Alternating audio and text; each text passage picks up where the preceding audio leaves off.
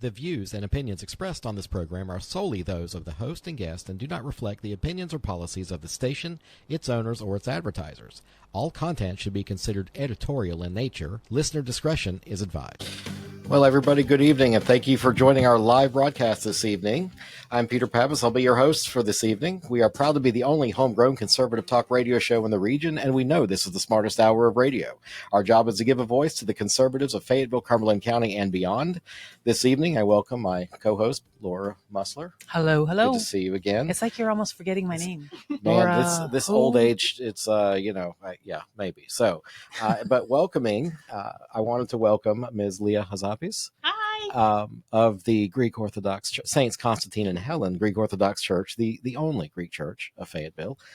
She's here to talk to us this evening about Greek spaghetti.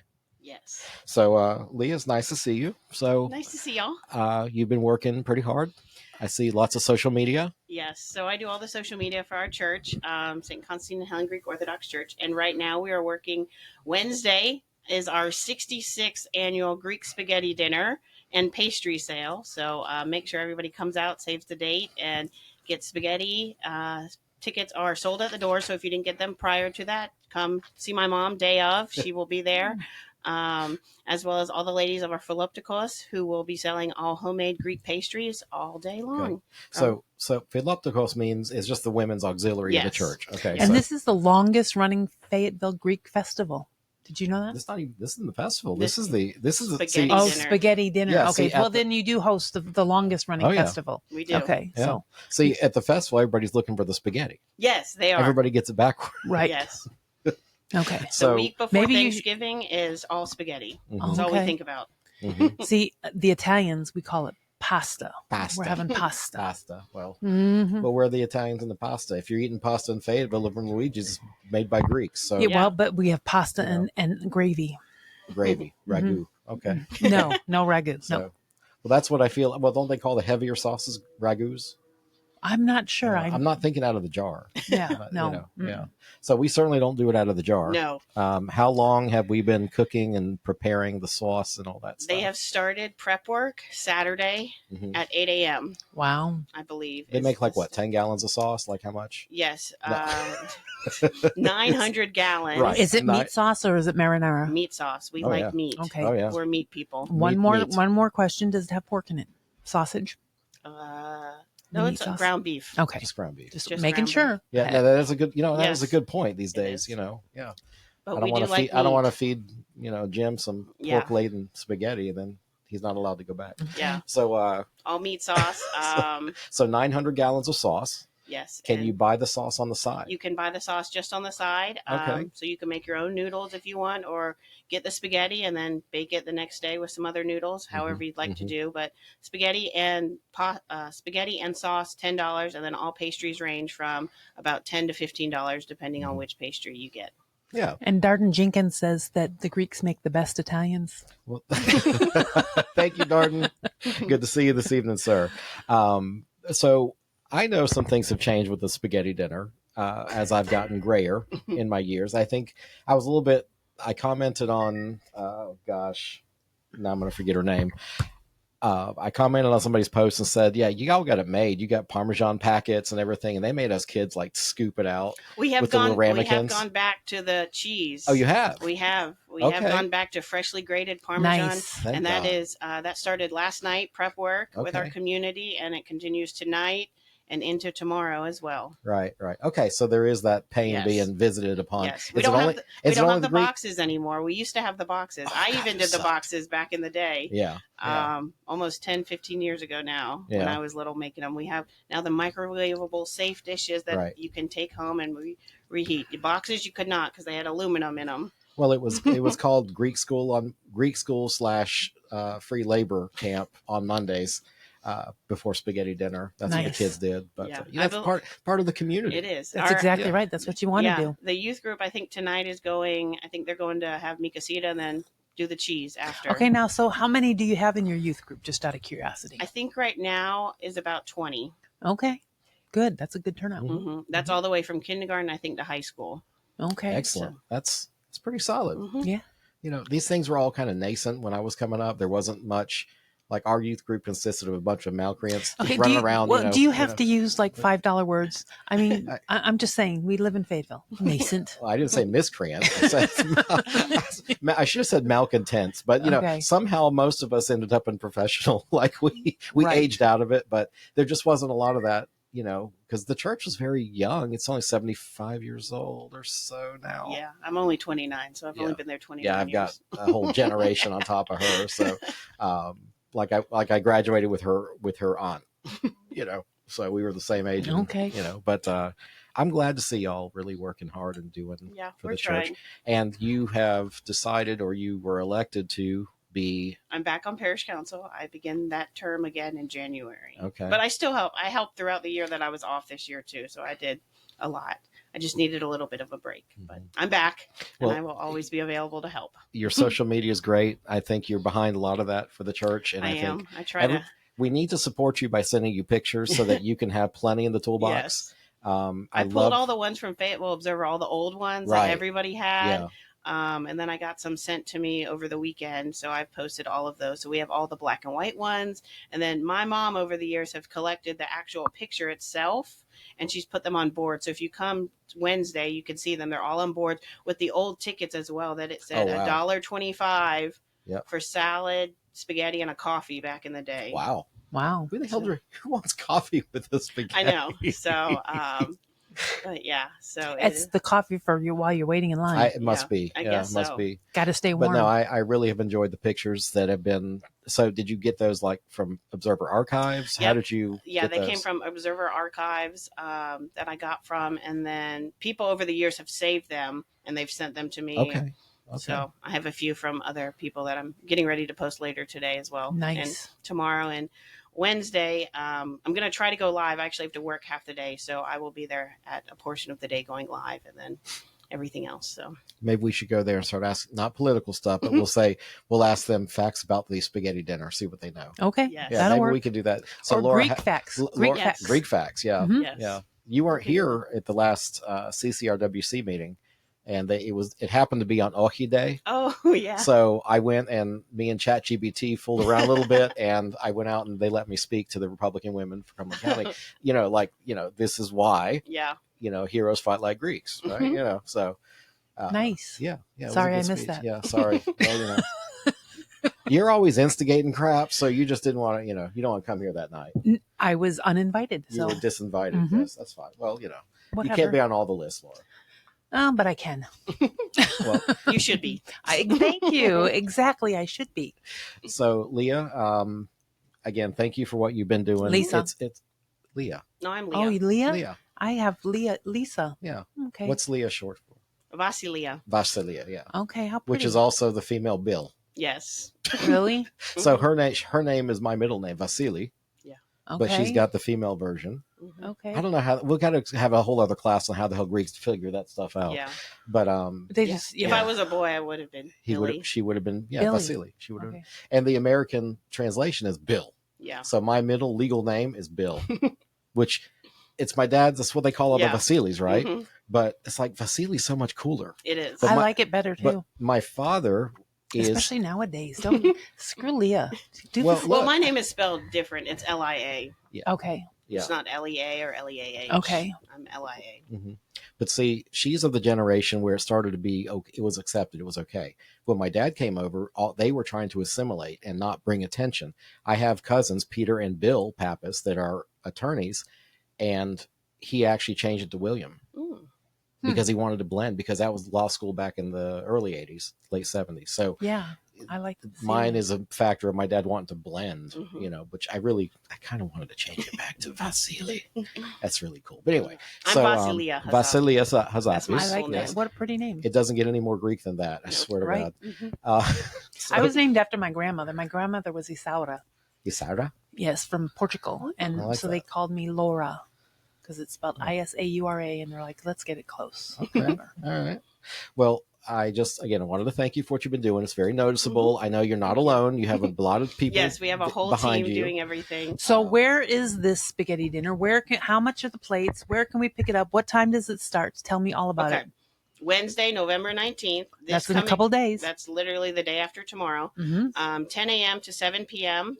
we start. You can pick them up, no dine-in, pick up only. And if you have tickets ahead of time, great. If not, you can see my mom at the door. She'll be there all day selling tickets. Okay. Tickets are $10 for spaghetti and sauce, and you'll have to have a separate ticket for your sauce. And you can have as much sauce as you want with your ticket. And then pastries. So can I get like 90 gallons of sauce with my ticket? Sure. If you buy 90 tickets.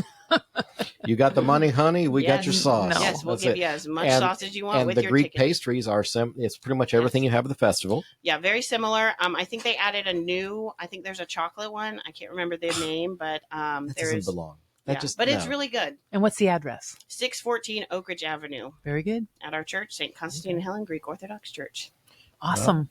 Ms. Lia Hasapis, thank you for Yeah, being here this thank evening, you. and we look forward to seeing you. You will see me for bulk purchases on Wednesday. Okay, perfect. So I will feed you, Laura. You will? I will, Heck absolutely. Yeah. Big You girl know? got to eat. Yes, That's and tag right. us in all your social media posts. Okay. Absolutely. Fayetteville Spaghetti Dinner, and you can tag our church Jim. as well. Looking at you, Jim.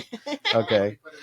Okay. So Yes. we are going to take a short break, and we are going to Patty welcome Gibney. Mr. Paddy. Oh, you know what? Poor Leah. She had Patty's name on the whole Yep, time. Yeah, the whole but time. she's Okay. not a wanker.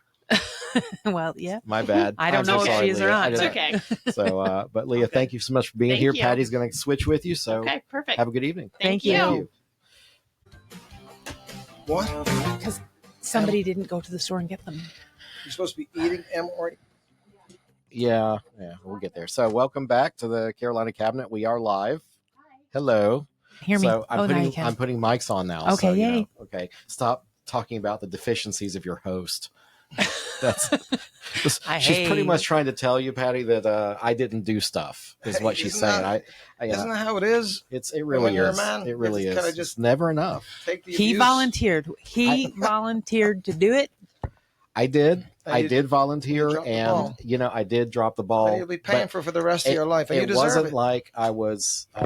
He doing was busy certain with things the- on the internet. Okay, you get okay. it. Yeah, I'll off air. I'll tell you what my dad says he thinks I'm doing on the computer all damn day.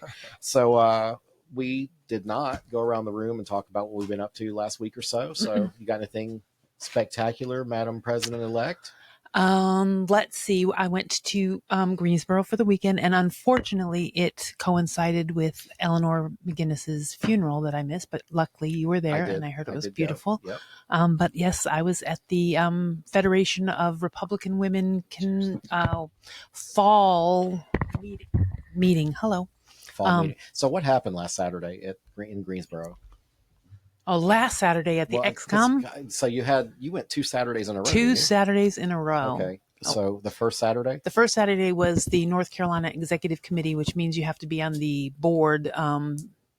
I'm on the District 7 board, so that puts me on the state board. So we just went up there and listened to what's going on, and there was a lot of great things going on. Unfortunately, some people only look at the negative and were commenting all over Facebook of all the negative things. Oh yeah. But the idea is that we're supposed to stop beating up fellow Republicans, and and I agree. 80% of the time you're going to agree with fellow Republicans, 20% you're not, but you don't argue, just like in your families, you don't argue in public. So, but that's not the way things work around here. No, and maybe I'm a little guilty of not letting up, but there's just certain people that are just, I don't know. Yeah, I know. I've Whatever. tried to rein it in a little, and I have a little bit. But this somewhat. weekend I went to the Republican Women, and that was great. Saw Gay Dillard, who is the vice chair of Right. the GOP, and she is outgoing on the board. Whatever, we got a brand new president for the North Carolina Federation, and our own Martha Jenkins is going to be. When I say our own, from North I was gonna Carolina. say, who's Martha Jenkins? Martha Jenkins is from North Carolina, and she is the country's representative for the Republican Women. She will be Okay. staying up in Alexandria, Wow. and they have the Federation of Republican Women have a condo up there that she will stay in Monday through Friday and have a full She'll time lobby job. for us. And, Yes, that's correct. cool. Well, for the For federated us. women. Well, yes. I last I checked, you. And I'm a are you cisgender. dying? Yeah, I'm good. Okay. Yeah, I'm good. Okay. Yeah, I got all my parts. Okay. So I did. So last week I did attend Miss McInnes's funeral. I didn't realize how, meeting her here Mhm. around the Republican Women's Club, I didn't realize that her daughter had married like essentially a cousin of mine. Mhm. And her husband did lots of work for us as it was it Max Sign Company, I think was their company. So I didn't realize how embedded in my life that they were, but it was a good service. She was a fierce woman. She was. And I'm not saying that in a bad way, but she was definitely, she would not mince words with you. And when they said that, there was a chuckle in the room because they're like, yeah, that's to say the least. She told you how it was. And she didn't beat around the bush, and I respected her and loved her for that. And she will definitely be missed. And it makes me sad because she wanted me to be president of the club so bad and was looking so forward to it. And I got elected after she passed, but she's looking down on us, and she's up there with Joshua hanging out. And I think my favorite part was when her granddaughter, Christina, who's the eldest, was talking about when she called grandma to tell her about her twins' names, and they were some kind of like millennial type names, whatever, Anna, just something, right. Randy, Candy, just something like that. And grandma's reaction was just like, okay. Randy, Candy. I don't remember what the names were. I just, that's what how honest, how the relationship with her grandmother was and how candid it was. And her grandma was just like, nah, but she loved the kids nonetheless. So, I attended the funeral. I went to the Chamber of Commerce has a Toastmasters chapter they're trying to start up. I was there. You didn't clap much. I did not clap much. No, I had other things on my mind, I guess. But I was excited to see what they can do. I'm not sure if I'm going to join that, but they have it. And at least I know it'll be business oriented, kind of teaching you how to speak. Other than that, I mean, I showed some property. It was cold as hell last week, bundled up for the first. So at Baldino's, we put soups on. Really? Yeah, we did. Nice. Yeah. I don't know what kind, because they just made whatever the hell they wanted. Chicken noodle and something else. I don't know. But no warm liquids. Yeah. So that cold. If you want to get cold, go to Ireland right now. It's cold. No, I don't. No, I'm good. But when was the last time you were in Ireland? In July. I go home every few months. I go again. Okay. I was going to say, don't you go home for Thanksgiving or Christmas? Christmas. Christmas. Thanksgiving's an American thing. Okay. But Christmas time, about less than a month, I'll be over there. Yeah. Okay. So what were you up to last week or so that you can talk about on the stuff broadcast? That I can say to the stuff nice that you can people say, yes, to the nice North people Carolina. of North Carolina, yes. Well, I'm a Catholic, so it means I can do whatever I want and be forgiven for it.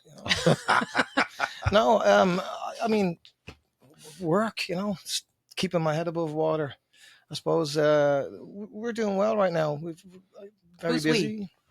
My business, which is, I'm involved in a few different things, but I have I'm a musician who got tired of playing in other people's bars, and it made sense to have my own. Took a while for it to come along, but when the right opportunity came along that felt right. Now, did you take it over after you had the fire, or was that fire on your watch? The fire was when I was there. Yeah, it was when you were there. Okay. Yeah, that was that was much later. Okay. But yeah. So, the bar business is an interesting business, to say the least. It's not for everybody, but it's like I'm fortunate to have a great team of people around me. Like anyone that's successful, and particularly Jessica is somebody who was really important in my life, who's become my partner now. And just without her, I would be completely lost, because we've rental properties and some other things that we're doing that I need her and the crew she's put around me. Like anyone that's in. Well, I've repeated it several times in the last few days to some people having trouble. I'm like, you need to look at the 5 people around you. And you need to make some changes, or enjoy where you're at. Stupid. I think that was the rest. It's not that complicated. Yeah. I will say that based on my 57 years of life, it's a great leader that makes great people around them, because you recognize when you have good people and you elevate them and you keep them going.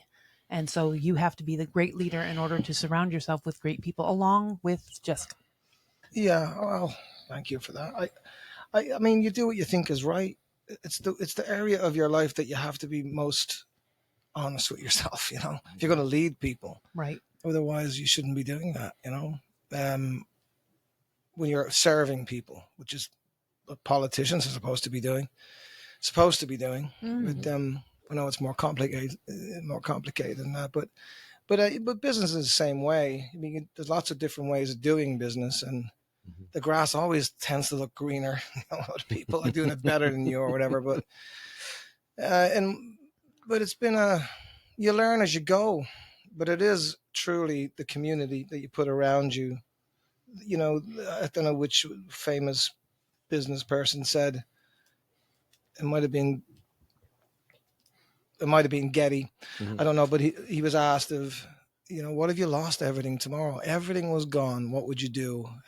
So, well, just if I have the same people around me, I'll just get back again. There you go. And that is exactly how I feel. And that's what's happened to me on a couple of different occasions. The fire being one of them, the pandemic being another. All it really did was, there's an old saying in Ireland that not every storm that comes into your life destroys your life. Oftentimes it clears a path, and or at least you have to look at it that way. What can I do? You can sit and moan and complain about things, and lay down on a corner and cry about it, which maybe you'll take a knee, but you got to get back up again and get moving. And usually, if you the old saying, you change the way you look at things, the things you look at change. It's really true. There's usually an opportunity there, even if you're starting from scratch. And then if you're a believer like I am, you really feel like whatever happens, it's going to be fine.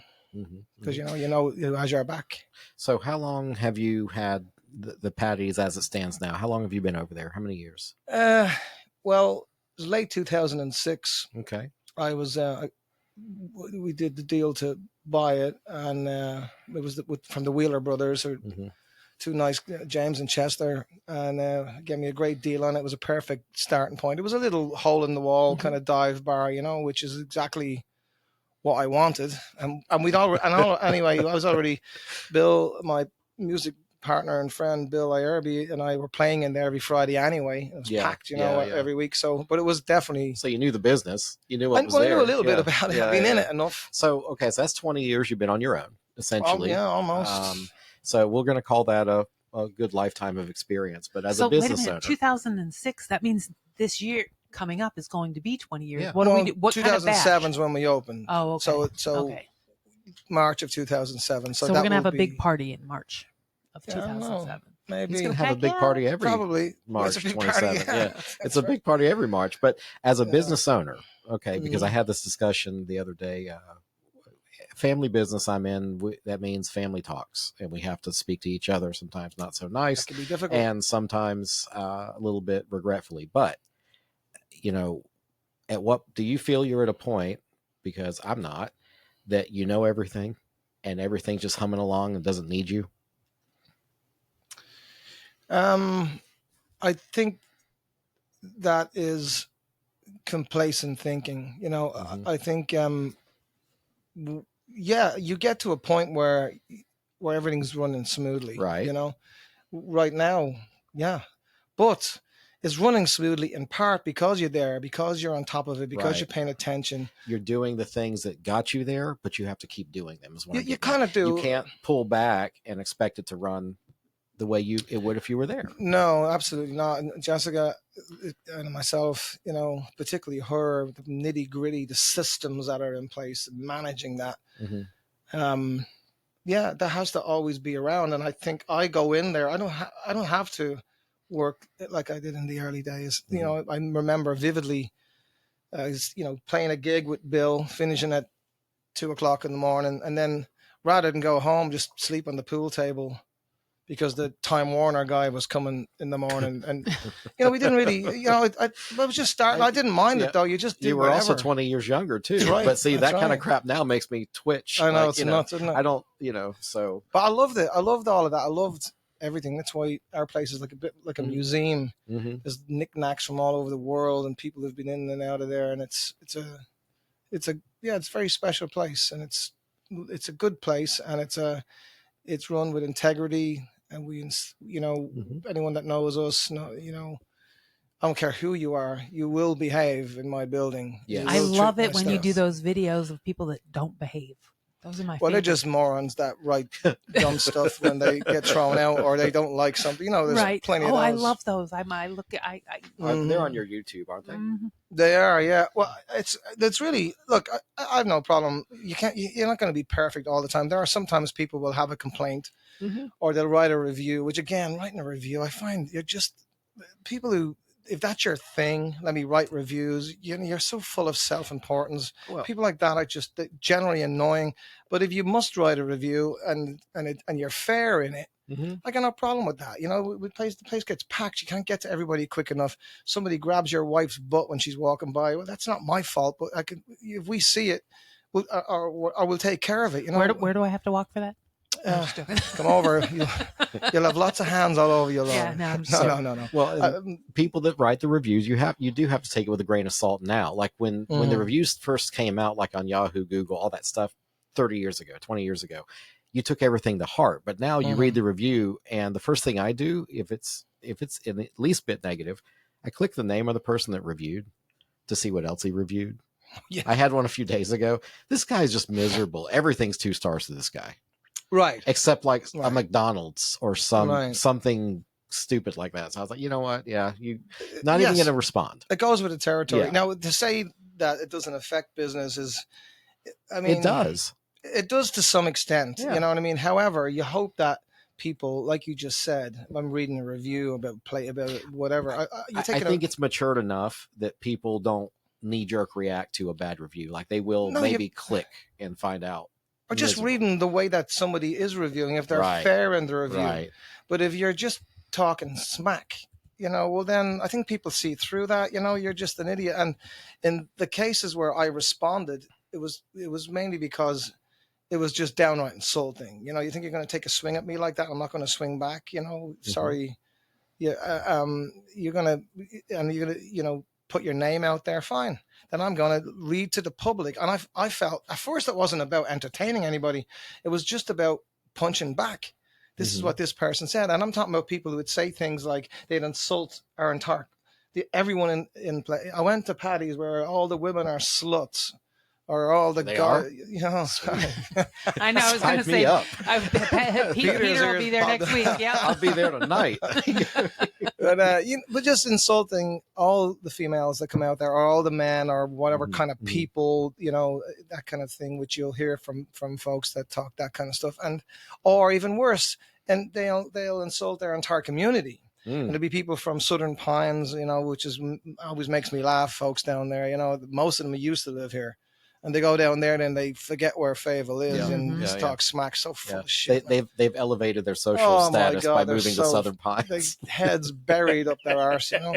But not all of them, of course. I like Southern Pines and I like going down there. But there's a video of you with a beige Tacoma, and you were impersonating a special operator.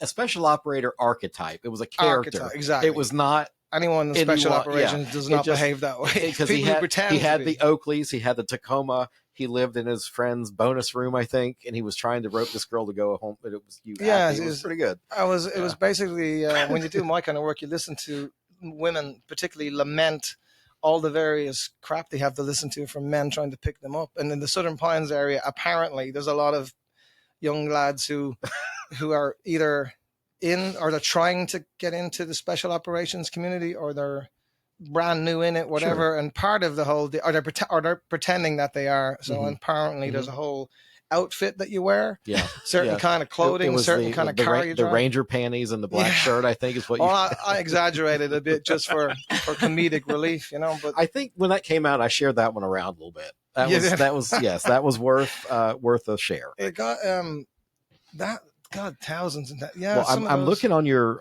It's Paddy's Irish Public House is the YouTube. Paddy's Irish Pub, yeah. And it says Public House.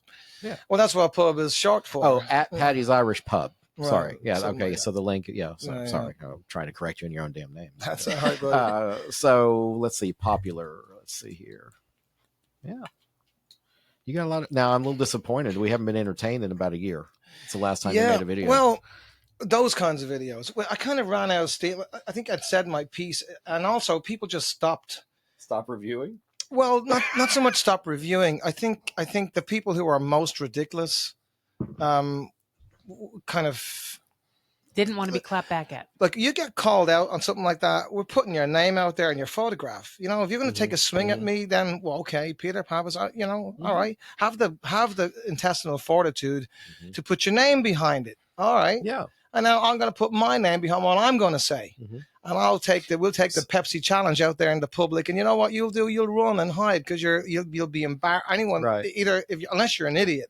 People around you be like, "Did you say that, man?" You know, you'll run and hide, and what they always do is, apologize. Please take it down. I'm sorry, it wasn't me. I wasn't thinking straight. I had a lot to drink that day. We had one female who came from Southern Pines or something like that. Again, the upper echelon. Part of her review. This is it's probably on the. I don't really look at our own stuff, but I know it's on there. It was a woman who said that she came to the pub when she met some friends, and I always remember that particular review because it started with, "I did something against my better judgment last weekend. I went to Fayetteville to Paddy's." Yeah, immediately. That was the first line. Yeah. Wow. You know what I mean? I'm punching you right in the mouth for that. Yeah. You know, metaphorically, of course. Yeah, but but I'm not going to let you get away with that. Who do you think you are? You're just, who are you? You know what I mean? So anyway, that alone, she was already hung. But then she said all the other dumb shit she said. But a lot of it was, we in the female bathrooms, we put out Listerine and lollipops and tampons and things that are just a little gesture to females that it's clean and safe and comfortable in case you, whatever. So if you're looking to stock up, ladies, Paddy's Irish Pub. Yeah, don't steal all my tampons. But anyway, this woman in her review was claiming that she used one of the tampons or needed to or whatever, and that it gave her some kind of an infection. Oh, she came with that, I'm pretty sure.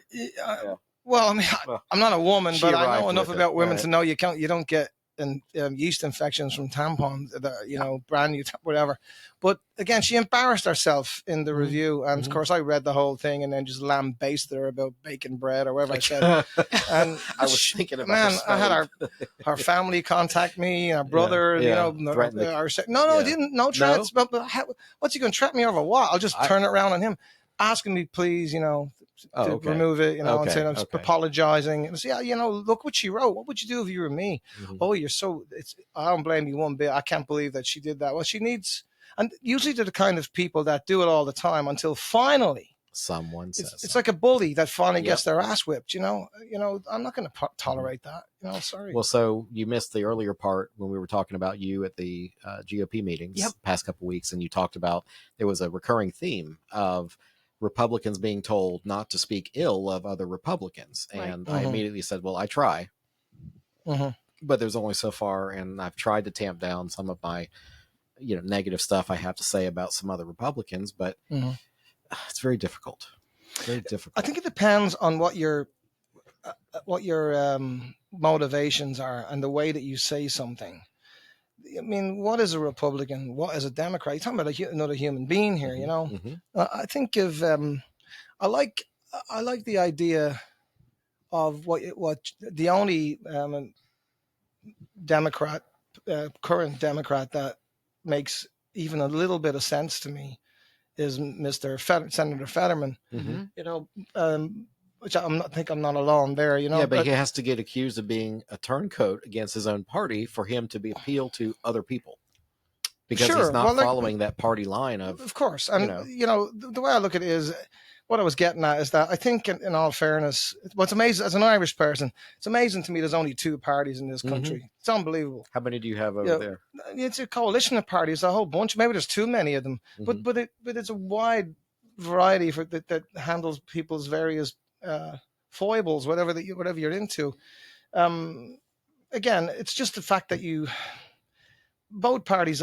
What he said was I put country above party, and I personally agree with that. I think that the country should come first, and I think that that's what most people would appreciate. Unless you're some kind of party loyalist, then you're really an ideologue, and people like that just get on your last nerve. You just can't even talk to them because you're not Republican enough, or you're not Democrat enough. Whatever that even means. You're not enough. It's like, well, how can I just be me? And I happen to like conservative ideas. That's That's right. all. That's me. That's what I think will attract people to you, young people especially, that are like you. You know what I mean? I did the same thing. We sing when I was performing. We would sing a lot of, kind of off-color songs, dirty songs. Kind of. We also sang a lot of nice songs, but anyway, we kind of got known for that. But when people met Bill and I think a lot of folks they liked us personally. And I think we need, and would come out to our shows mainly because they liked us. They wouldn't have necessarily, if they heard the CD, I can't wait to go hear those guys sing about, boobs and vaginas and whatever.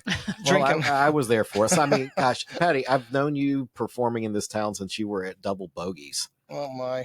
That was what, 98? That's a minute ago. 90, yeah. So I've seen you perform since then. Anyway, but the point being, I was just saying, I think, I think the country has to come first, and I think there was more talk along those lines. I think a lot more people would be interested in politics. I don't think the Republican Party won the presidential election, and Donald Trump won it. In 2016, 2015, 2016, when he was running, there's lots of Republicans didn't like him, said awful things about him.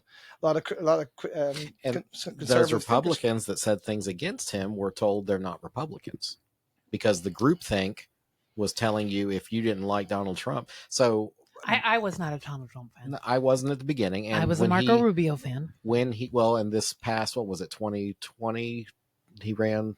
So when did he, oh my God. No, in 2016. But then this time running, yes, he started running. Yeah. So, but there was a primary. There was other candidates, and somebody said, "You don't like Donald Trump." I said, "We can do better." That's it. Oh no. That's all I said. Once he became president in 2016, and I saw his ideas and how he was always putting our country first. I've been a Donald Trump fan since then. I was very, very worried, though. But again, there was to be a primary, and we had a choice of other candidates besides Donald Trump the second time around. And I was just like, well, we can do better. And that didn't mean I didn't like him. It just means we had other people running I felt could do the job. Which is your right. But when he wins the primary nomination, he's our candidate. That's exactly right. And we rally behind him, good, bad, or otherwise. So, I don't think it's disloyal to your party to disagree. I shouldn't be. But that is what is being weaponized. And this is not exclusive to the Republican Party. The Democrats, after they finally went to vote to reopen the government over the last week or so, there was 8 Democrats that crossed the line to give them enough Senate votes to turn the government back on. All of them are retiring, though. All of them. But do you think that's by coincidence? No. Somebody got them in a room and said, y'all are falling on the sword for us. Chuck Schumer. Let's get it done. Wow. That's really sad that it takes ending your career to do the right thing by the people that put you in that damn office. Yes, that you wouldn't just say, you know what, I don't care if I'm reelected. Don't reelect me, and I won't be a Democrat anymore, or I won't be a Republican anymore, but I'm sick of my constituents calling me up. They're hungry. They're worried. There's no money coming in. There's got to be a better way. I disagree. That guy should be president who would just be honest, be real with people. Well, I think I pulled it out last show. We had many Democrat comments that, this is the only leverage we have. That's terrible, isn't it? To use people as leverage. And I'm sure both parties do it or have done it would do it. That's the sad thing about it, Left wing, right wing, same bird. A little bit. Sometimes it does feel like that. Both parties have let me down a little bit. I find the Democrats, just the way I'm a fairly liberal person on a lot of things, but I find them completely nuts. I don't know what the fuck they're talking about. I don't know what you're talking. I can't understand. It's all bullshit. Not to say the Republicans are fucking incredible, really stimulating, but it's the only sane place where sane people kind of. But it hasn't always been that way. I mean, if you think back to JFK, there were more normal Democrats that were logical and sensible. Who would be Republicans today. They would all be Republicans today. It's just the way it's gone, and the way but I think most ordinary people, which is what politicians should be, commentators like yourselves, try to reach out to. you can't preach to the converted. I mean, they're just whatever. Fuck them. They've already made their choice. They've made their choice, and you can't talk to them. It's the people that, especially young. I meet a lot of young people, that I'm around. And they're disillusioned. They don't know who to vote for. And they're on social media, and you have some of these idiots that all day, every day, 24/7 posting political stuff, mostly against Trump. These some people that I know that are mentally ill, in my opinion. They're just people that look like people I used to know, but something they were bitten or something happened to them. That's why you don't have to agree with everything, but you don't have to post everything. And realistically, we agree on most things. Normal people agree on most things. Amen. And the issue, I was on a panel recently where I was almost the only Republican. And my comment was, I don't have a problem with most Democrats. What I have a problem with is that you guys are falling on your sword and voting D. And these people that you're calling your leaders, they're not your leaders, they're your representatives. They don't represent what you think. There are extremists that are talking socialism and all kinds of other things. And that's not what you believe. So why are you electing these people that think this way? Because they'd rather do that than vote for a Republican. Well, then they're dumb. I mean, there's lots of dumb people, Laura. That's true. Most people, I've always thought people in general are morons. A person can be smart, you know what I mean? And a person just generally is smart, but people are stupid, especially over here. Most of them, I mean, with all due respect, but a lot of Americans are complete morons. Careful, ICE is in Charlotte. You better take it easy. They're legal. They're knocking the heaven's door over here. You can let your daughters out. I have my green card now. No, but I mean that with. Look, I'm an American. I became an American citizen. I was proud. I wanted to be mainly politically. I worked on a political campaign for a college buddy of mine who ran for state senate, Mike Stone. He's now a judge. Okay. But I worked on this campaign, and I couldn't even vote for him. But I was helping at the polls and whatever. And then when he became a judge, he was appointed by the governor, whatever the governor was before. Yeah, man, Cooper. McCrory. McCrory appointed him, and and then he had up for re-election. I helped him on that. By then, I was a citizen and I could vote for him, But yeah, and meeting military people, it inspires you to kind of get involved. Do your part, your civic duty, pay attention, educate yourself, make it sensible. Just don't browbeat anybody with your opinion, but be somebody who pays attention. Respectfully disagree and part friends. Absolutely. Well, I hope so. It hurts my feelings how many people are in America and how little people vote. Yeah, that's what I'm saying. So most people are morons. So what would you say about the recent municipal election, the mayoral candidates and the city council? 15% of registered voters in Fayetteville cast their ballot. Yes, is actually very sad. Very sad. How is it over in Ireland when it comes to voting? Keep in mind, as apathetic?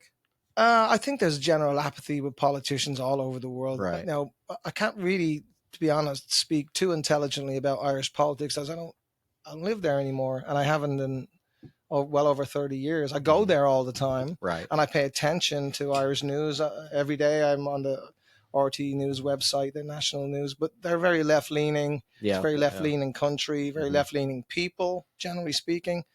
Which I fight with them all the time when I go home, getting arguments, And you're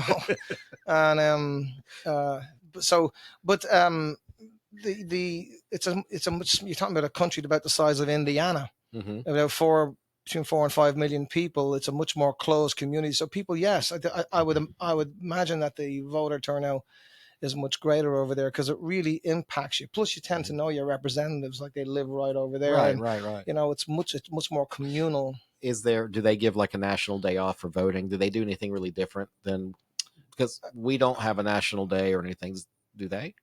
I don't know if they would call it we call them bank holidays, because mainly because when the bank is closed, that's an indication that's a national holiday. Yeah. So I'm fairly certain that the day when an election is called, it's a different process than over here. It's usually a government. It's when elections come about, where it's every on the dot 4 years over here. It's different over there the way they do, or every 2 years over here. But I think again, America is such a gigantic place. There's so many, 400 million people. I mean, that's why you can't generalize about a country like this. You can generalize about a nation like Ireland, but not really America. You're pretty well homogeneously blonde hair, blue-eyed little guys over there. Kind of. Yeah. Well, it's. Why'd you say little? So, I mean, little guy, whatever, like me. We're big in the right places, Peter. Right just there so you go. See, I can leave it to you guys. You'll fill in the blanks. I'm not worried. So, okay. But the local elections that you were talking about, I think it is an interesting snapshot of what's going on. That people can't. Most people didn't vote, and that's just pure laziness. Pure laziness. Not giving a damn, and that's sad. And you get therefore what you deserve. Apathy breeds that, Except those of us that did participate got what we didn't ask for in many cases because of the other people not doing their job. I mean, we have early voting that goes for 16 days. that's way too much. Well, I don't agree with that. I mean, I think 4 or 5 days is plenty. If you can't figure out that every week, once a year, I think one day. One day is fine. Why? What would be the reason? What would it matter if there's several days versus one day? What's the problem with that? The theory of single day voting is that it disenfranchises those that are working or the lower income people can't go to vote. So you're give them 5 days. That's the accusation. Right. But the accusation is that minorities can't get IDs also. So is that crap still get? You have to show an ID. Yes. But as you should. That's totally normal. You show an ID for everything else. I got to show ID to get in your place, even though I look.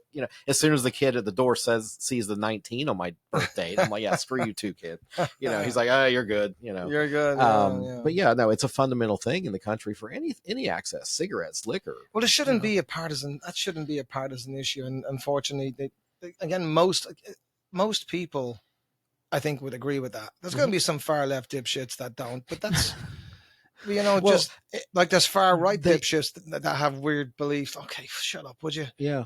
You're in the way. Just be quiet, My take on the far left liberal people that don't believe that voting or you should have a photo ID to vote, you're basically saying that person is too stupid to go get a basic essential thing that you need in this society. Then why should they be smart enough to vote? Oh, that's. I mean, that's a follow up, but that's how I would say it's always some do-gooding white liberal. Yeah, a little bit. With a liberal arts degree that's all, post on social media all day long with their, solidarity. With their one-sided view on everything. Yes. They changed their flag to Ukraine. Yeah, something like that. It's like there was something on Facebook today. Somebody reversed a credit card charge at a local store here. And they had all of the surveillance videos of the guy in there buying stuff. And immediately he has a face mask on. I'm like, yeah, that makes sense. Right, that tracks. Let me ask a question just to get totally off. You said that you became a citizen how long ago? 2005. Okay, and how long did it take you to do it? What did you have to do? And how do you feel about the people that are coming or have come here illegal and are like Charlotte? They're deporting them. I think they need to come here to Fayetteville. I see a lot of people in Fayetteville that don't belong here. Well, I would say I came in 87 as a exchange student. Okay. That's how I was in Fayetteville for the first year. Me and my brothers, my friends, Jimmy and Justin, all came. We lived with American families, went to high school for a year. The idea was, and then we went to college, went to Methodist. We're local boy, went to Methodist. And it was while at Methodist, the Morrison visa program. We were on student visas, J1 visas up until that point. The Morrison visa came out in the early 90s, which was a once-off thing that if you were from Ireland, there was several countries included, but Ireland was the main one, that they were essentially, it was a lottery for green cards, which I don't know why they call them green because they're actually pink, but really? Whatever. At least mine was anyway. So they, fortunately, my brother, my sister, myself, Jimmy, we all applied and we all got green cards. Wow. Which was great because we were, well, my brother and sister weren't here at the time. They were in Ireland, but we were here in college and wanted to stay. And technically after college was over, we were, I was going into graduate school, but partly the reason was just to be able to stay on a student visa, to be able to stay here. And we were getting educated here. We wanted to live here. But I remember when the green card came through in the early 90s, 91 or 92, whatever it was, even though we'd been living here for several years, I had to go back to Ireland, go back to Dublin, and you had to do a bunch of medical tests, fill out a bunch of forms, back to the American embassy in Dublin, then come back over to the States. And it was a process that took several months, and finally the green card comes. Now you're a resident alien. I had that for years, and I believe by law you have to have that card for 5 years before you qualify for citizenship, which is a whole other process. I didn't do it right away. I was working, going to college, whatever. It was eventually in 2005, early 2004, and a situation with just some people in the military and special operations. We were performing all the time, and you're seeing these guys give their families, give everything for this nation. They're so moving, and they're such incredible heroes to me. Those people that put their lives on the line for this nation, and it was so inspiring. So I want to be a citizen. So I started the paperwork. And it was a pain in the ass because the only closest office was in Charlotte. So I had to go back and forth to Charlotte, which is a pain if you live here. Especially back then, there wasn't all the highways. No, we had to go through Monroe. It was just a nightmare, like 5 hours to take you. And so back and forth. And they make you sweat it, and you have to do this test, which was fine. I already knew all the civics questions. But the interview, I remember, the final interview was this crabby old bureaucrat who, and it was an interesting experience, and he they don't, whatever. It took over a year, but I finally became an American citizen, and it was really a wonderful thing, that American passport and all the rest of it. And I'm very proud of that. The people that come here, I've often been asked, what would you do if you hadn't gotten your citizenship, or you hadn't gotten the green card? I don't know. Would I have stayed?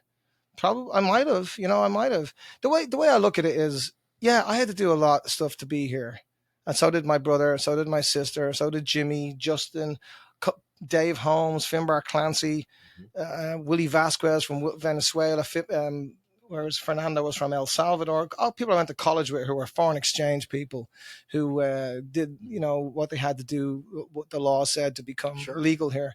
And so it is frustrating, I think, when people can just walk on in here and don't worry about it or something like that. Well, why did I have to follow the law like that and these people don't? But having said that, at the same time, don't feel comfortable. Obviously, if you're a criminal, get him out. And what Mr. Biden did was, I don't know, it was insane. Talk about standing on your, what. Right. I mean, it's either they say it was some kind of well thought out plan to, and maybe it was, but it was really stupid if that's the case. Who knows? But having said that, though, there are people living here, working here, who have families here. And I don't think it's the American way to be busting into someone's home and taking a father away from his children. I think if that's happening, and of course the Democrats are going to make it sound like that's all it is. And but if they don't come to some compromise with people who may have broken the law to get here 20 or 30 years ago, but now have children in school, they go, I think most Americans would not agree. Integrated with our communities. Most Americans would not agree with tearing families apart, and so they need to be careful. An app like they did with the Deport Yourself app. I've been here for X amount of years, I heard about and that. I would like to apply to get my. I've been here. Here's my work records or whatever, and I've been doing right. I would be down with that too. Right, to give them an opportunity to become legal. I would love that to happen for people who clearly, have been good. Maybe they did come when they were, came when they were children. Right. Where you throw somebody who doesn't have any recollection of Mexico or South America, where are you going to? That's to me, that's un-American. And I think that whoever, I think that will be, you say goodbye to the midterms. Right. If we don't fix this. If they're that heavy-handed.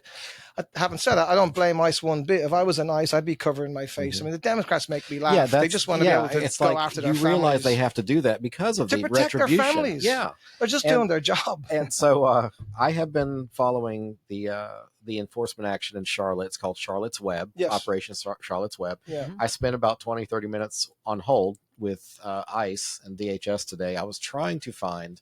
You're trying to bring him to Fayetteville? Yeah. Okay. No. It's like I know where Juan Pablo is now. Why is it got to be Juan Pablo? It could have been a Paddy Gibney if he hadn't filed his papers. So it could have been you. So we're going to play some Patriot Tommy games Fitzsimons. now. But I was on the phone with him because what I wanted to find out was where is the list of the people that they have arrested? Because I feel like if it was more easily accessible for us to see, look, we arrested these guys today, and this is why. Because they went into a church on Saturday, I think, Saturday or Sunday, and they got one guy. And all the comments on the Facebook thing was like, oh, they're just going after everybody. Well, if there was like 60 guys in that room, why didn't they get all 60? If they just took one guy, they had a target. So they had to have a target. Right. There had to be a reason for them to have shown. I don't think they're just saying, "Hey, brown guy, get in here." Right, and I think that's infantile to think that. That's what I believe. I had a conversation last night with a friend of mine about that. Late last night, a fellow musician, and he's maybe more left than I would be, but he felt like they're dragging people out of schools and church. And so I don't know if that's true. Then if that's true, I was telling David, if that's true, then I don't support Donald Trump. Then. Right. But I just don't believe that's true. I don't until it's people other than the Democrats saying that. I think they're doing what they have to do. There's millions and millions came through the border. He's only been in there less than a year. It's going to take a while to get people out that are clearly have broken the law and clearly are criminals. At no point in our history has any president taken this much of a visible and unprecedented action. No. But it's in reaction to what President Biden wrought upon us for 4 years. I can't not believe it's a long-term Democrat plan. They got everybody subjugated with welfare and housing back in the 70s. This is the next stage. Let's get more people in, crazy. Let them have anchor kids. They're going to vote Democrat for 100 years. So it's so diabolical. So it's very diabolical, but I can't not think that. And I always said, I don't want to be a guy with a tinfoil hat, but the more and more I get older, I'm like, this is But wait a minute. Right. Recently, all those tinfoil hat conspiracy theories, they've all shown up to be true. It still doesn't mean I want to wear the damn thing. Okay. Right. Well, you can make it look cute. So, so anyway, I was told there was not a list of people that I would have to know an individual's name to type into the system to find. So I would have to know them personally. Also, the violence that has been shared around Facebook with ICE agents, like, smacking somebody or whatever. I have, and I mentioned last show, I have very liberal friends that she'll send me a lot of things. And my only response is, well, he's got a good civil lawsuit on his hands if that's the case. But people forget, you can't go up and throat punch a ICE officer.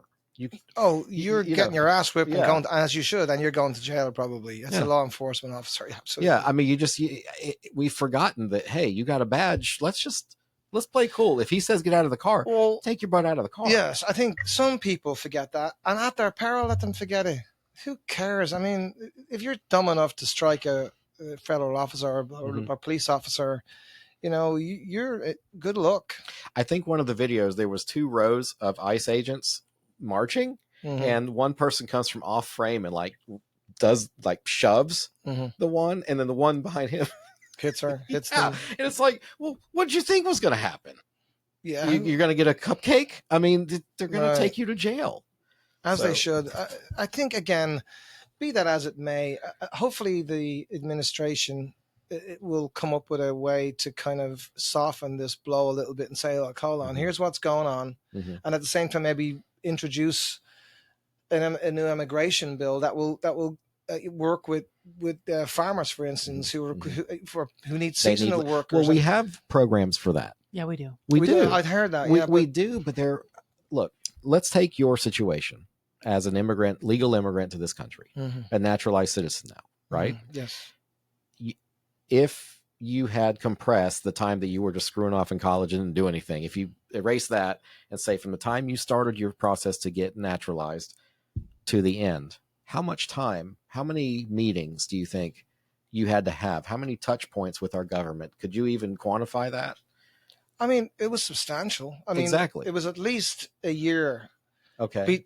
We with the green card thing back and forth, and with another year over a year for citizenship, which I've told you can get it for less than that. It can take less than that. For me, it took that long driving back and forth to Charlotte. So I think my point of asking that way is basically this: yes, we have an immigration system. Yes, we have legal immigration, but have we made it palatable? Have we made it efficient? I mean, come on, this day and age, It's the government, so you know what I mean? So no, I was going to say, but- up until recently, look at air traffic controllers. They're dealing with copper wires. I mean, Mhm. how outdated are they? So if you think they're going to upgrade the immigration system, I don't think so. Well, I think if you want But to maybe be they locking will. people up, we have to start having a better way to invite people to this country, because the strength of this country is immigrants. Right. Oh, I mean, my comment earlier, which I was a little harsh, but No. America needs immigrants. Yeah, I can tell you 100%. that. America needs smart, and there should be a way. This country is too great and Mhm. too in need for there not to be a concise, Mm-hmm. clear way for good people to be able to come here. And if America doesn't sort that out, the country's going to hurt. right. It's going to hurt. Well, you look at the H-1B visa program that brings in the tech people and stuff like that. You know, we need the brand. I keep referring to last show, but you know, Donald Trump got in trouble for saying we don't want people from shithole countries. Yeah, I remember And when he said that. meant we don't want people that can't contribute Right society. to our You society. You got flayed alive. Uneducated. And I'm sorry, if you come to absolutely. this country and you're flying the Venezuelan flag or the Mexican flag or whatever other Israeli, whatever flag it is, if you're not flying an American flag, then go back If to your you're not, country. well, If you're okay, so let's great, so clarify. great. If you're not flying the American flag above it, Right, there you go. then you got to go back. 100%. America's flag never bends for anybody. Well, that's kind of Well, to me, I guess if you're going to come here and be part of the country, then come and assimilate. It's not for us to import or bring in new foreign people and not. If I move to Rome or Italy, I know that Italy, you have to learn the language. Mhm. You have to assimilate to their right. beliefs That and things should like that. be again. Only lunatics on the left probably would be against that, you know. But it should be. I don't know if you give anyone credit or hard time for. I mean, I fly an Irish flag and an American flag on both my business and on my home. Oh, that's fine, but But- you have both. Oh yeah, I'm an American. Thank you. And even when I go home and get in arguments with Irish friends of mine, I say I'm an American. It just pisses them off, Yeah. but I am. I am an American. So, but I think I think it's a case by case. But if you fly the flag where you're from, it's one thing, Mhm. but it's how you feel and behave. I mean, if you Yeah. hate this country, then you damn get out. Yeah. So if you clearly don't like America, you're clearly here for some Mhm. kind of subterfuge. You're gone. Get out. Yeah. Absolutely. However, that's the free society. I mean, what did it say about capitalism? And someone said the other day, it's the worst system in the world, except for all the others. You know, what I mean? and Yeah. I think that's quite true. It's still a place that you can still come here. This young man told me came here a year ago from Mhm. Pakistan. You know, that's just fantastic. Mhm. Yeah, and it's still a great place to come. And if you really apply yourself, still you can do well. Whether you're a plumber or a carpenter or whatever, you open your own plumbing business, your own because ordinary folks that you meet along, ordinary American, most of them don't even think like that. No. But immigrants think like that a lot of the time, to better themselves, to set Yeah. roots, to be able to provide for their family, to better themselves. This country, it instills that in you. Mhm. And the attitude in America, the Americans celebrate success. The Mhm. ethos over here, not necessarily true in other countries. If you're successful, oftentimes there's a target on your back, be it an actual target or people talking shit about you constantly. Mhm. Where here, if you're the guy on the hill with the big house and the nice cars, there's going to be a lot of people that are going to be saying, someday I'll be there, or I'll knock on that guy's door and ask him for some help. Or in other places, as they say, you'd say, look at that bastard up there. I'll get him. I'll burn That's his more, house. I think that's more often than not these days. It's the Yeah. bastard comment. Yeah. Maybe. But again, it's just possible here. Mhm. It is. There's always going to be Elon Musks and who are trillionaires or whatever. Fine, whatever. You bitch and moan about that. Just there's Well, plenty people of. forget he is the most successful African in the world. Yeah, that's right. He's South African, isn't he? Oh Yep. God, you're going to get trouble over that, there, That's Peter. all right. It's all right. So do you It wouldn't be have the any- first time. Do you have Yeah, any yeah. political aspirations? I know I've hit you up for something several times. I've been asked about that, which is very flattering. I would only do it if I felt like I could be of service. I wouldn't be doing it for any other reason than that. I don't have a whole lot of time, but I don't have a whole lot of patience, and I don't suffer fools well. I wish I was better at, if I'm around the table, this person's an idiot. It's very difficult for me to kind of, not. But that's what Fayetteville needs. So anybody that's watches or sees, I've asked Patty several different times to run for mayor. And so let's start a petition or something. Oh yeah. Well, I think I'd have a lot of like about Donald Trump having the Stormy Daniels and everything. You could be Fayetteville's Donald Trump. Oh my God. I don't know. I think look, again, you can't care about what people think. You can only care about what you think and the people around you. If I felt like I could do some good, maybe, but looking at the way things are done, it's very frustrating, and it seems, depending on who you talk to, the mayor is the most wonderful person in the world. I don't know the gentleman.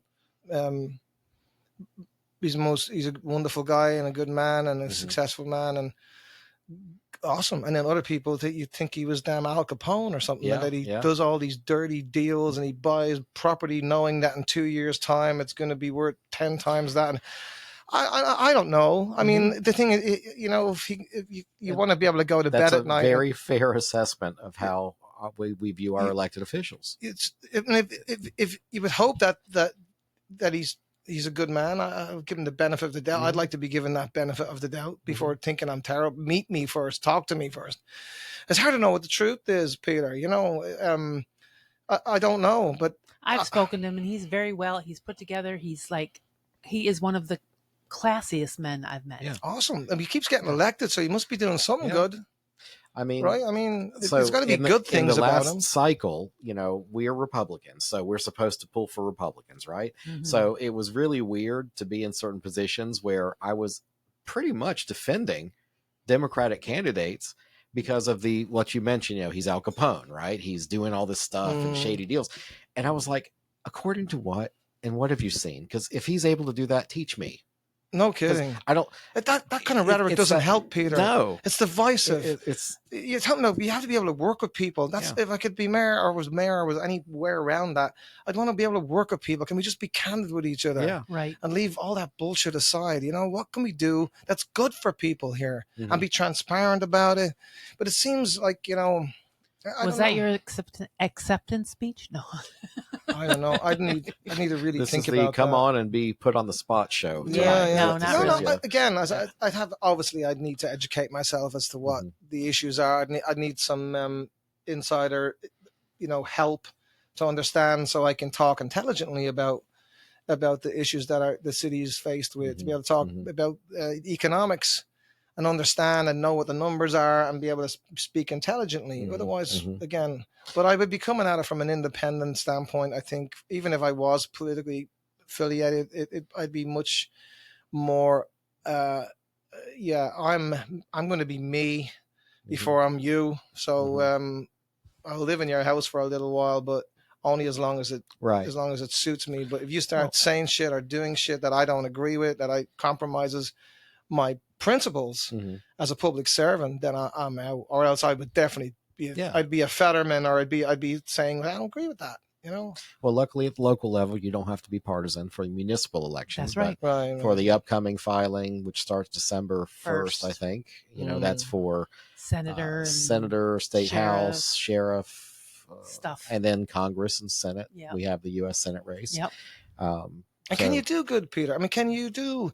You've been in the game a little bit. Like, if you're a city council, like Lynn Green's a friend of mine, and is it really worth it? Can you really enact any kind of change? Can the mayor really do anything, or is it?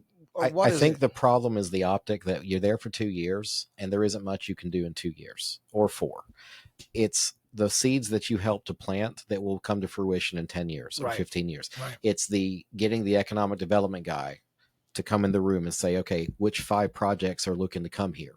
Right. And what do we need to do to be poised to welcome them? Right. And this stuff won't even show on your watch. You can get elected out, and then 3 years later, somebody else is taking credit for it opening, like the Amazon thing. That was many years in the making. Right. And the only thing that the city really gave them, or whatever government money they got, was I think it was $70,000 or $80,000 to relocate a gas wellhead. That was it. Wow. All the other tax incentives they get are based on what and who they hire. and Wow. that goes to the state and it's monitored. Everybody loses their mind that we gave them government subsidy, and we didn't.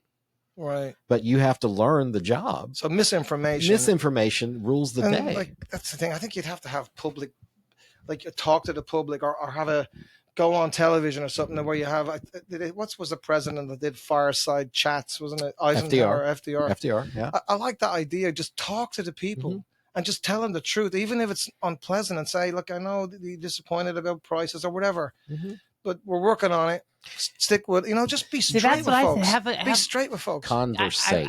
I just had conversation with a Senate candidate, and I said, what you need to do every 2 weeks, have a Facebook Live. Anybody can come on, ask you questions, and just talk to people. Right. Answer the question. You're running for office. Give them access to you. Absolutely. And that's what our mayor needs to do. Our city council members. I'm amazed that they don't. Me too. Holy smokes. I want to hear. I would say you need to, because it's so easy to do. You don't even have to get out of your pajamas. Just put a shirt on and sit in front of your computer. Talk to people. Get their questions. You know what? I didn't get to all y'all's questions this week. I'll talk to you next week. I actually had a conversation with Paul Wolverton last week about when they were talking about the 7 stories they're going to build on top of the parking garage downtown. I've heard about it. It was approved, right? It was approved. Yeah. And people are immediately pissed because some activist type gets up and says, well, is it going to be affordable housing? No. And the developer was like, we don't do affordable. He's like, that's not what we build. That's just not what we do. Well, not there, not this not project. On top of the Woodpecker Stadium. I mean, but what I was getting at is I spoke to Paul back and forth some text. I had some questions, and I said, did you get this information from Freedom of Information request? He says, no, it's on the website. And he just sent me the link. So you have so many citizens that claim, we don't know, and we don't know what's going on. And that includes myself, because here's Paul Wolverton just saying, here's a link, because I thought, I wanted to see the contract. But that's what I'm saying. How did you know to go to that link? If your city council person was on there on a Sunday night for 2 hours and said, well, you know what? I have a question about this. And then you're like, well, here's the link. Let me post it. Kind of like we do. That if you had a question and answer thing, and your city council member, your mayor, your senator, your whatever was available for questions, that question couldn't ring out there. Well, less fake we have a whole information. generation and a half raised by No Child Left Behind. So I guess we need to spoon feed everybody. Yes. Because that's essentially what it is. During the campaign, there were several city council people running saying they wanted to make more transparency, and we need dashboards on the website about how much money we're spending. And it's like, I was listening and I'm like, guys, it's already on the website. You just got to click. You got to go to the thing. But like, we have a lot. Before you start talking about what we need, you need to do an inventory of what the hell we have. True. Because the city of Fayetteville, whether you like it or not, does a lot of stuff. Okay, but let me ask you. Why don't people know about it? That's the thing. Because it takes interaction. I how about curiosity and giving a damn? How much? That's got to be part of it. I mean, people just being dumb and just don't really pay attention. But how easy is it for your person that you elected, that is getting paid, that is your representative, to sit down and have a conversation once every 2 weeks with the people that they represent to find out, what are they concerned about? What's going on? Hey, I heard this. Is this true? Sure, I can take a couple hours and then I've got to read this source and then double check it with that source and double check. Or I can sit here and have a conversation with you in 2 hours on a Sunday night and know that, okay, my representative, here's what I have to say. He appreciates me. He's taken the time to answer my questions, and I would definitely feel a little more secure. I thought that was happening already. It certainly should be happening. I'm not a huge fan of the fireside chat thing. Really? And the reason is, you weren't a fan of staggered terms either. I'll win you over. We'll see. The thing about the fireside chat, I always said, as a local elected official, you never stop campaigning. That's right. Your campaign is you doing your job. You're in your community watches. You're in. So, right. And I think adding another rote, like, what is it, repeating calendar event is going to bring the same 5 people. So that's not going to really get you a better image of what's going on in your community. Maybe. Maybe do one once a quarter. How about somebody try it once a quarter, once a month? The city manager does Coffee with Doug or something like that, where they set up around different districts, sometimes at a church or whatever. I'm not against. Oh shit! Did you have audio? Did you check the audio? Yeah. Are you sure? Because this was on red.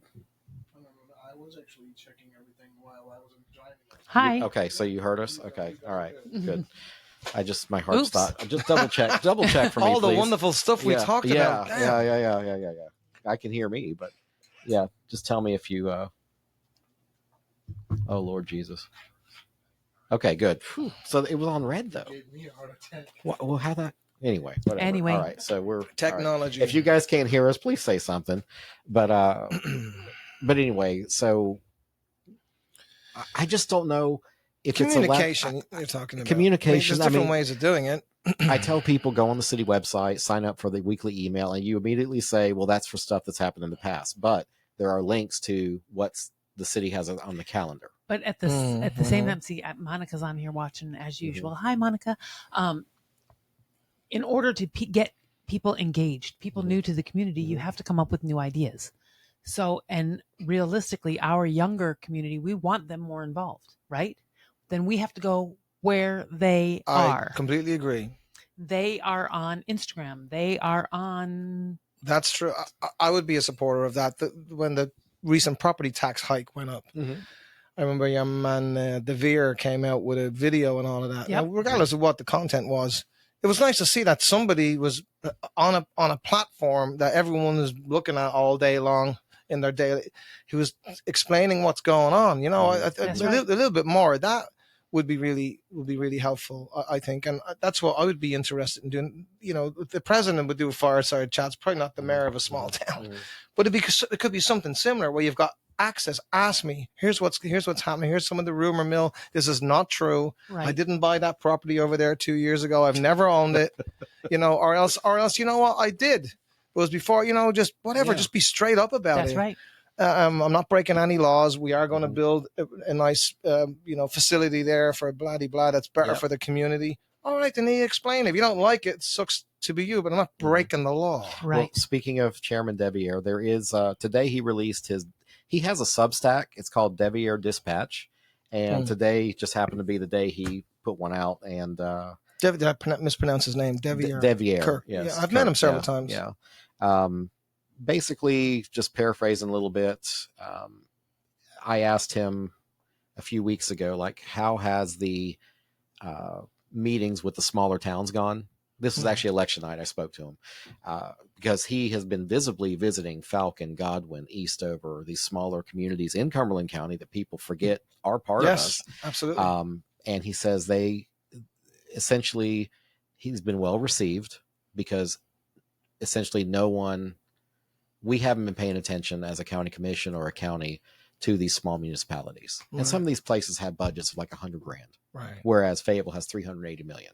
Right. Or, so he's been, and that's what this release was about today. But I'm going to see, he said, we've made transparency the cornerstone of everything we do. When we tackle the major challenges, we do not just announce decisions. We bring residents along through every step, share the data and reports we are working from. And the openness this is the other thing that caught me. The openness is not easy. It means admitting when we do not have all the answers. It means being accountable when we fall short. Amen. And lastly, I'll just quote, and I see the investment growing every day. More people at public meetings, more volunteers for community projects, more families choosing to stay. This is happening because people are choosing to engage, because they believe it matters, because they trust we are building something real together. So that was that was from the De Vere Dispatch. I'll have to put that on the Good for him. But see, that's what I'm saying. He's going out and trying to reach people where they are. You can't ask people to be more involved and not go and get them. That's what he should be doing, and that's good that he's doing that. That's good that he's doing that. It's community involvement, regardless of party. That's right. It's just kind of what more you'd want to see. Like, if I was in politics, I'd be like, oh, yeah, I'm part of this party. Okay, yes, I am, but don't be asking me to do things or say things that like are just divisive and like I'm trying to get some shit solved over here. That's right. So I don't know if I'd be the right candidate for something like that. I think when you're in the right room, you'll behave yourself. You'll do well. Yeah, that's what. See, that I always had that fear because obviously I can allegedly say whatever the hell's on my mind. Right. I had that same fear, but it's weird in those rooms. You kind of clean up. Right. Yeah, you know where you're at, and you. Well, if you can connect with people, I Yeah. think you kind of you have a kind of a, you know, When you get to know another councilman as a person and not an abstract yeah. councilman, Mhm. you're going to be less likely to be as vitriolic, and I think we have a natural desire to want to be liked by people. So you're going to go into a room. You're not going to want to be a bull in a china shop immediately. Right. You know, I will tell you a brief story. My one experience with the city council was back in 2019. I want to say 2020, whatever. It's 2019, right around the pandemic period. It was before the pandemic, actually. It was before it. Was 2019, I think. I bought a house over here that's small house on a big lot. House was really in bad shape. So the idea was to, scrape the land and maybe I wanted to try to build 4 townhouses, and I'm just starting out and to borrow the money or whatever. The first thing to do was to get permission from the city council in order to do that. right. So I had my architect, the plans, the contractor, who's also a personal friend of mine, and we had gone to the city, to the zoning people, and anyway, ended up having to go down there in front of the city council. So the member of the city council that represented the area where I do business, where this house is, at the time, I didn't know him, but people tend to know me just because of what I do. You know what I mean? I don't really know him, whatever, which is fine. It doesn't mean anything, but he knew me. But he sent word to my contractor. He talked to my contractor and he told him, look, tell Paddy, I'm not going to vote to approve this build. And Without even seeing the stuff? yeah, without even seeing it. Nice. Because next door to this property, there's a family that lives there, and who are friends. I'm not going to mention any names. Yeah. But they I didn't know them particularly well at that time, and they were trying to buy the property that I got ahead of them. So, whatever. But they the lady, the wife, whatever, works with this city councilman's wife in a local company here. Fayetteville is a very large little town. Yeah, that kind of. So essentially, he wasn't saying that it was because of that, but clearly it was. Yeah. Even though there was the zoning people had approved everything. It was just a foregone conclusion. These are beautiful homes that we're trying to build, and why would you say no? We've done everything right. But he said, but these were his words. Tell Paddy, I'm not going to vote for something personal, but I am going to vote no, but not to worry about it, because the majority of black people on the city council don't like me, and so they usually vote yes when I vote no, or no when I vote yes. Oh, and he's telling me this, and I'd never even thought about running for a political office, but I wanted to almost weep when I heard that. It was so sad that an elected official would say anything like that. I'm just sad you took advantage of a reverse white card, that white privilege card. Whatever it even means. Jesus, it's just so. I'm Irish, man. So you kind of, the Irish have only been free about 100 years or had their own freedom. Right. So I mean, you kind of I don't like oppression or anything like that. At the same time, I don't like being bullshitted either. So but that was disgraceful. And we went down. And we ended up winning the vote, but it was he voted against it, and then some others did, but most of them voted. The mayor was the mayor at the time, and he smiled at me. I mean, he doesn't know me, I don't know him, but we did all our thing, and we walked out of there. And I got a chance out in the lobby to talk to this particular man. He's not here anymore, but he and I brought it up that he said that. He said, Paddy, he's joking with me, Don't worry, it's all good. You got your approval, didn't you? I did, yeah, but you're elected, you run for office, and you tell your constituents, I'm going to do this, this, and this. I'm going to be an honest person, all that. And you're not honest.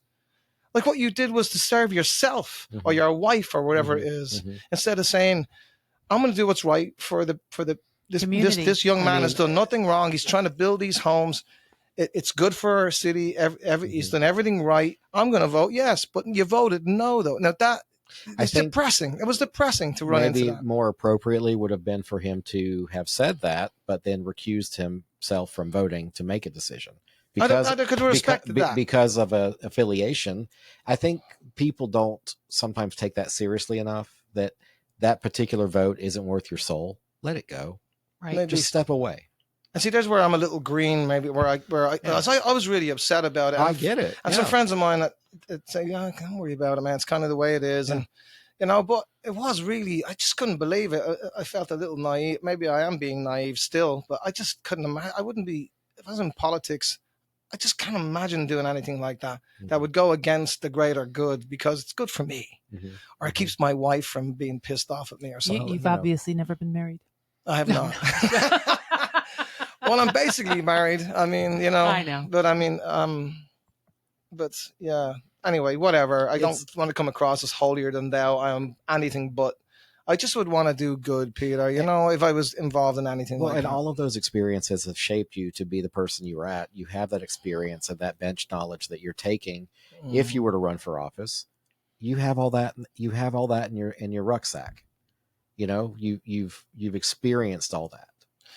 I need to have a long conversation, I think, with people like yourselves, people like maybe some people who, political, like Tony. I was really close friends with Tony Rand, and he was, oh yeah, especially as he got older, he and I became really good friends. Yeah. We're not pressuring you. I'm just busting chops because you know how I feel about it. I know. I'm flattered and honored that you, and yeah, not at all. I think that's a tremendous compliment that you think that I could do something like that. But Tony was a real public servant, He was also a very conservative Democrat. He was. Right? He certainly was, yes. Another conservative Democrat came across my radar in the last 24 hours. The GOP sent out an email. They want to remove a state senator or state house person because he worked, when they were given all the reasons why he was party disloyal, one of them was that, he worked for Terry Sanford back in the day. And I was like, okay, the man's been dead for like 50, 40. I mean, and they're still vilifying people. It's just taking a swing because you can. Because you just mentioned Tony Rand. I'm like, yeah, he's a good guy. Well, I learned a lot from him. He was my friend.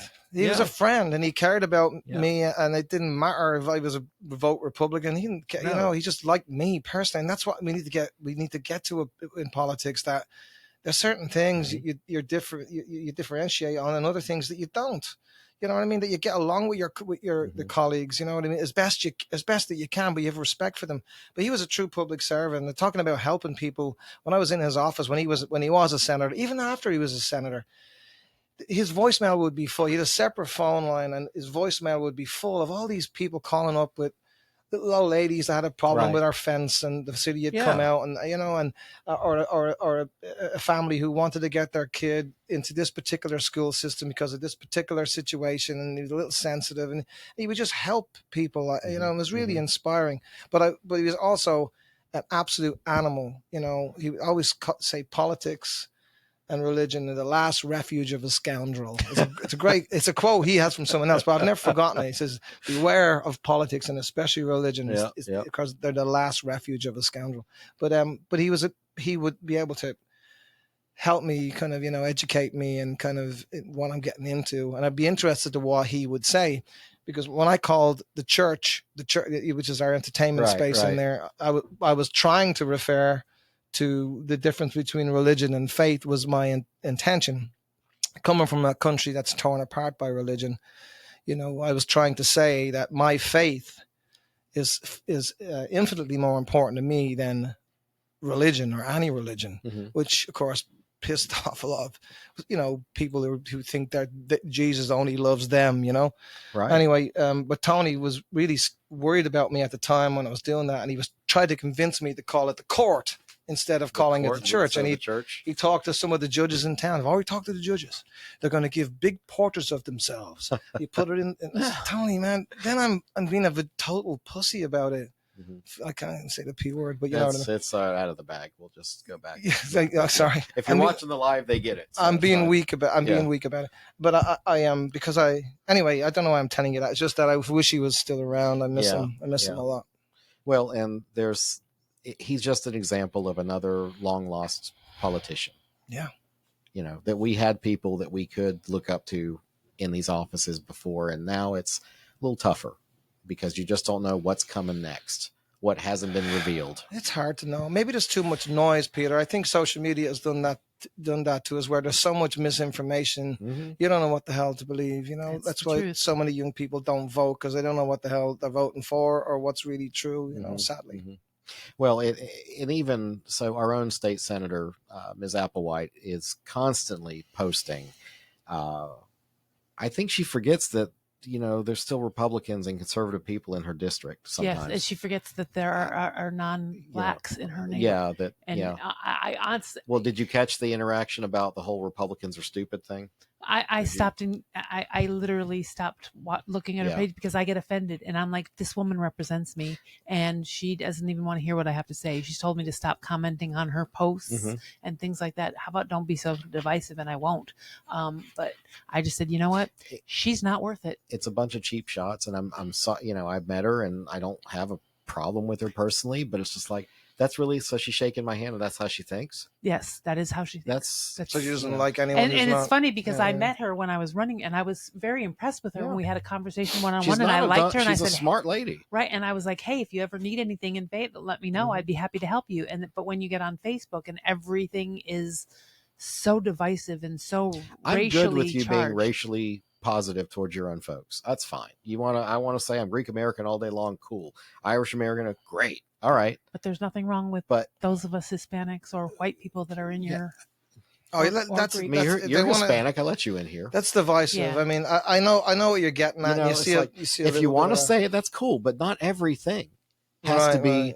Oh, look at the oppression and this. Okay, well, that's funny. Did you see the comment that I put on her? So it's a new day. Let's go that way. I did put on her. She was talking about how these are strong women and they're all African American women, and she said how that they were all being held down. And I said, my comment. Held down by who? That's exactly what I said. I said, you're a strong, educated Black woman who has actually been voted in as one of our representatives. Exactly. Who is it that's holding you back? Yeah. Who has been stepping on your? Yes. It's making excuses. I find that's disappointing when you see that, and she didn't answer me. Your life is testament that this country has changed. That's right. Again, you want to go to some other places where there is real discrimination. People are always going to discriminate, but racism is all over. It's on one side as much as it's on the other side. Agreed. And whatever racism even means. And I don't even know that it's racism. What does it even mean? What does that word mean? It's been stretched to mean fucking that's not liking somebody. It's just prejudice, or I don't know that it's racism. And well, Gen Xers, I think you're a part of the Generation X. We kind of came up not really caring, like, all right, do you, whatever, but it has been weaponized to give a shit about the race or the background or the socioeconomic status of a person, when nobody of us cared. We talked to everybody. We saw everybody.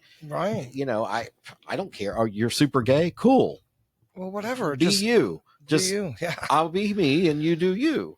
But I'm sorry, I'm distracted. I'm logging into Facebook here. I wanted to see if I could grab one of Senator Applewhite's posts. Yeah, I'd love to hear one. We have a phrase when you walk into my building, on either exit or entrance, there's a gobo light up in the ceiling, and it shines a light on the ground, and it's a slow moving phrase, goes around real slow, and it says, "Don't be a dick." And that's kind of our mantra. If you're coming in to our building, I don't care. Nobody cares if you're black. We have to be the most diverse, not in terms of place where people work, but certainly where people go. We've all kinds of ages, all kinds of folks of different colors and backgrounds, and I love that. Because you're welcome. You're a good. I don't care unless you care what you look like. My favorite about your place is "Don't be a wanker," and that's what I put on your name tonight. Not a wanker. Yeah. I mean, so it's kind of whatever. So I pulled up her Facebook page, and this is what I saw today. The legislative emergency session. I'm going to play some audio here. The government shutdown just ended at federal level. This is a Val Applewhite, isn't it? Yeah, it is. Going to cause people not to be able to go home for Thanksgiving, not to be able to visit family, not to be able to do things. You have people that weren't able to work. You have people that weren't able to get basic needs taken care of. And what are we doing? Not passing. I just want to listen to the only rhetoric. State in the entire country that does not have a comprehensive budget at this time. And what does that mean? That means that our teachers and state employees starting now, just taking an effective pay cut. The Because fear. in another month and a half, their health insurance premiums go up.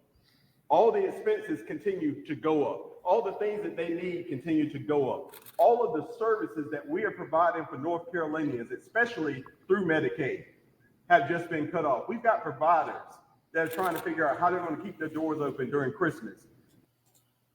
So that's just one example, but then there's also this also today was a little disturbing to come from a sitting state senator.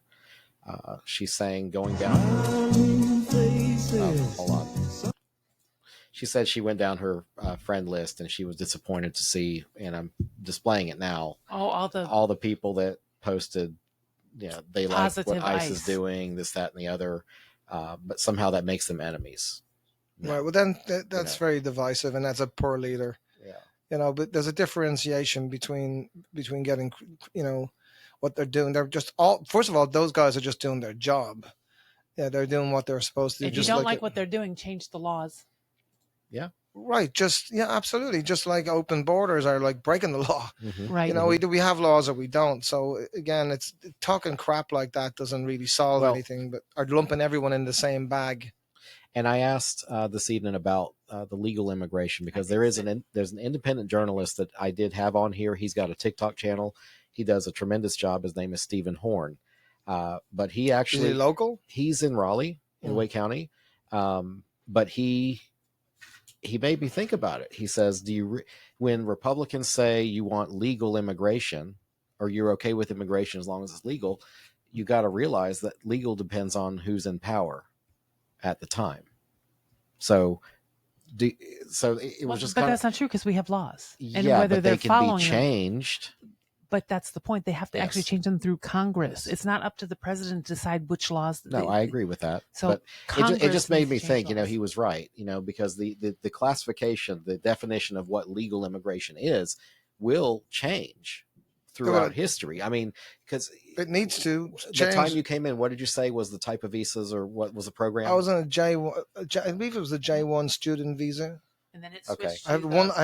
It was for 1 year, the very first, the high school year. Then I got it for 4 years. But was there a name of the program, or? No, it's just a standard visa for students. It's called the J1 visa. My dad in the 60s, there was another program that focused on bringing Mediterranean and other people in. Right. There was some kind of sponsored thing. She just went out. No, J1 visa would be, you could be from Pakistan or be from Ireland, and you're on a J1 if you're a student. Okay.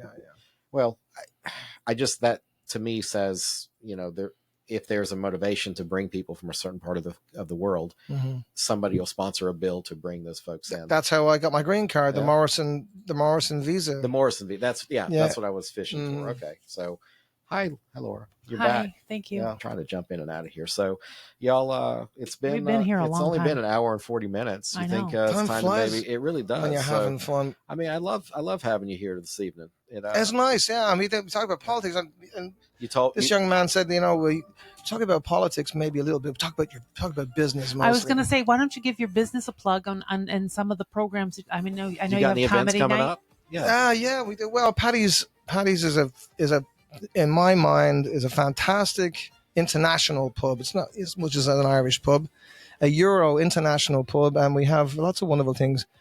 We offer things. It's not just about alcohol. A lot of people in this country think, especially down this part of the country, bars equals drinking, fighting, drunks, puking on people. That's not necessarily true. We're pretty strict what we run over. Yes, we sell alcohol, but we also have comedy. What nights do you professional have comedy? Every Thursday night we have comics that come in from all over the country, and we have locals that come in. The locals comedy troupe as well perform. They're fantastic. We have a wonderful trivia competition on Friday evenings. All stuff that's over by 9 o'clock. So and if you want to come out later for bands and karaoke and we have wonderful DJs on the weekends and stuff. Art Attack is a huge thing on Wednesday evenings. Artists of all kinds, painters, photographers, people selling their wares, performers as well. It's a wonderful thing, and I wish it does okay, but I really wish the community to come out and have a look and support these young people and local artists who are making some extra money by painting and making wallets and making all kinds of lamps, and it's really fun. Wednesday, what time? Wednesday starts at 8 o'clock, Art Attack. Thursdays, 7:30 is comedy. Our trivia is on Friday evening, starts at 7:30. And then, of course, every night we have entertainment, we have music and karaoke and stuff. But it's a safe, clean environment. I will not accept. We have security, we have police outside, metal detectors, unfortunately. But it does keep idiots out. And I will say that I'm not a big drinker. I don't drink much alcohol, maybe once or twice. Plenty more to do than just sit there and drink. There's lots of people that come that don't drink. No, yeah. I don't drink. But if there's one place where I feel safe drinking as a woman, it was Paddy's. It's funny because people be like, "Hey, let's go out." The only place I'm safe drinking is at Paddy's because I know that the bouncers and Paddy are always watching to make sure that nothing crazy. Jessica and I insist on it, and that would make her very happy if she was here because we've worked very hard to earn that reputation. So thanks for having me. I really enjoyed it. Thank you so much Paddy, for coming. Keep it up. So I just want to say special thank you to my on-air cabinet host. Thank you for being here, Paddy. It's always a pleasure to see you. Thanks, and Peter. I look forward to coming to see some open mic with young man Jim over here eventually. We'll see open mic comedy. So to our audience, I hope you do us a favor. Take time this week to visit one of our commercial sponsors. Let them know you heard their message right here on the Carolina Cabinet. If you do somehow miss an episode of our top-rated show, you can find us everywhere on your favorite podcast broadcaster, Apple, Spotify, Google. Come on, just Google it. Seriously. That's exactly right. Come on now. Look for us online at thecarolinacabinet.com. You can find all our videos and links. Thanks again for tuning in this evening.